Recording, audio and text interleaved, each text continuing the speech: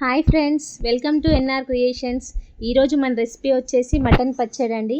నేను చెప్పిన కొలతలతో ట్రై చేశారంటే ముక్క గట్టిగా ఉండకుండా చాలా టేస్టీగా ఉంటుంది. ఎవరైనా చేసుకోవచ్చు. స్టార్ట్ చేద్దామా? ముందుగా మటన్ ముక్కలని 2-3 సార్లు కడిగి చిన్న ముక్కలుగా కట్ చేసుకోండి.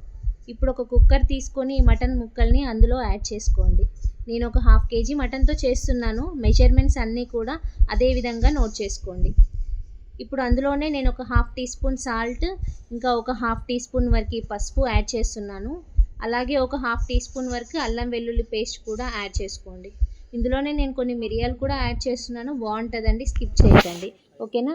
ఇప్పుడు ఈ మసాలాలన్నీ కూడా యాడ్ చేసిన తర్వాత కొద్దిగా వాటర్ తీసుకోండి. ముక్కలు తడిసేంత వరకు పోస్తే సరిపోతుంది.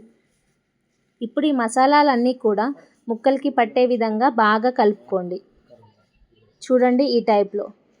ఇప్పుడు కుక్కర్ని పొయ్యి మీద పెట్టేసి మూత పెట్టి మీడియం టు లో ఫ్లేమ్లో ఒక 5 to 6 విజిల్స్ వచ్చేంత వరకు కూడా ఉడికించుకోండి.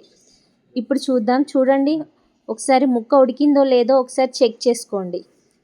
దగ్గర ఒక 80% ఉడికితే సరిపోతుందండి. ఫోర్క్ కానీ స్పూన్తో కానీ ట్రై చేసి చూడండి. నాకైతే బాగానే ఉడికింది. మరీ బాగా ఎక్కువ మెత్తగా ఉడికిస్తే కనుక మనం వేయించేటప్పుడు చిదురైపోతుందండి. చూడండి, ఈ టైప్లో ఉంటే సరిపోతుంది. ఇప్పుడు ఈ వాటర్ ఉన్నాయి కదా, ఈ వాటర్ అంతా కూడా ఇంకిపోయేంత వరకు హై ఫ్లేమ్లో ఉంచేసి ఉడికించుకోండి బాగా. చూడండి, ఈ టైప్లో పొడిగా అయిన తర్వాత వీటన్నిటిని తీసి ఒక గిన్నెలోకి పెట్టుకోండి. అన్నీ కూడా రెడీగా ఉంటే కనుక ఒక 1/2 అవర్లో అయిపోతుంది కదండి. అంతే కదా. ఇప్పుడు ఒక డీప్ ఫ్రైకి కడాయి పెట్టుకొని అందులో 1 కప్పు వరకు ఆయిల్ వేస్తున్నాను నేను. ఎగ్జాక్ట్లీ 1 కప్ సరిపోతుంది. ఆయిల్ వేడైందో లేదో ఒక పీస్ వేసి చెక్ చేసుకోండి. కొంచెం బబుల్స్ వస్తున్నాయి కదా, అందులో బ్యాచ్ వైజ్గా మనం మటన్ ముక్కల్ని యాడ్ చేసుకొని మూత పెట్టుకొని మాత్రమే ఉడికించుకోండి. ఎందుకోసం అంటే ఒక్కొక్కసారి అనేది ఆయిల్ అనేది పేలే ఛాన్సెస్ ఉంటుంది. కాసేపు మూత పెట్టుకొని ఉడికించుకున్న తర్వాత మూత తీసి మనం గోల్డెన్ బ్రౌన్ అయ్యేంత వరకు కూడా ఉడికించుకోండి. ఇప్పుడు ఒక పీస్ మనం తీసి చెక్ చేసుకుందాము ఉడికిందో లేదో. చూడండి, నాకైతే బాగానే ఉడికింది. ఈ టైప్లో ఉడికితే సరిపోతుంది.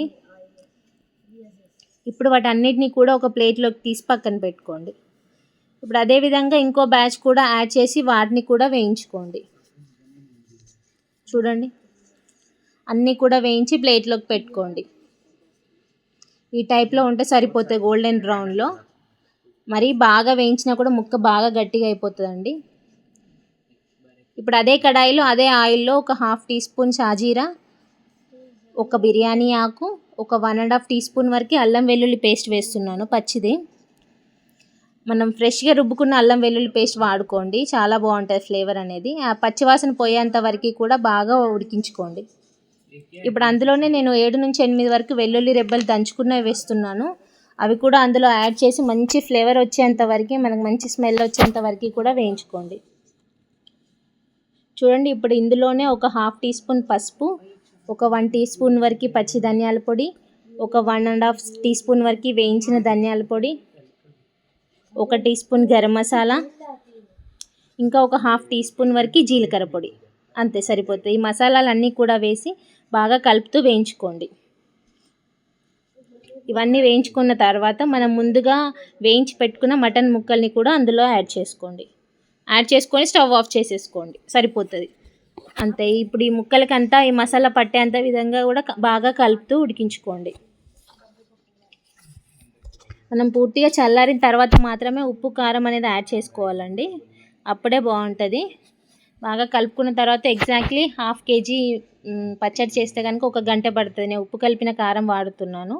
1 గంట కారం, ఇంకొక 1.5 టీ స్పూన్ వరకు సాల్ట్ వేస్తున్నాను. అది ఎగ్జాక్ట్ మెజర్మెంట్ అనమాట, సరిపోతుంది. ఆ 2 కూడా వేసి ఆ ఉప్పు కారం మసాలాలు ముక్కలకి పట్టే విధంగా బాగా కలుపుకోండి. చూడండి, మొత్తం జ్యూసీ అయిపోతుంది. ఆ ఆయిల్ అది ఇదంతా కూడా పట్టేసిన తర్వాత అప్పుడప్పుడు ట్రై చేయండి ఇంట్లో, మీరు కూడా మీ పిల్లలకి చేసి పెట్టండి. చూడండి, ఈ టైప్లో కొంచెం చల్లారిన తర్వాత ఒక మీడియం సైజ్ 2 నిమ్మకాయల నుంచి తీసుకున్న రసాన్ని యాడ్ చేస్తున్నాను. ఒక 1/2 kgకి 2 నిమ్మకాయలు సరిపోతాయండి. దాని నుంచి మీరు కౌంట్ చేసుకోండి. ఓకేనా? చల్లారిన తర్వాత మాత్రమే యాడ్ చేయండి. ఓకేనా? గుర్తుపెట్టుకోండి. అంతా తీసి కలుపుకున్న తర్వాత కొంచెం చల్లారిన తర్వాత మనం గ్లాస్ జార్లో కానీ ఏదైనా గిన్నెలో కానీ తీసి సర్వ్ చేసుకోవడమే. అంతే, ఎంతో టేస్టీ అయిన మటన్ పచ్చడి రెడీ. ఎవరైనా చేసుకోవచ్చు కదా, చాలా సింపుల్ వే కదా. నచ్చిందా మీ అందరికీ? నచ్చితే కనుక నాకు కామెంట్ చేయడం మాత్రం మర్చిపోకండి. Thank you for watching. Please do subscribe.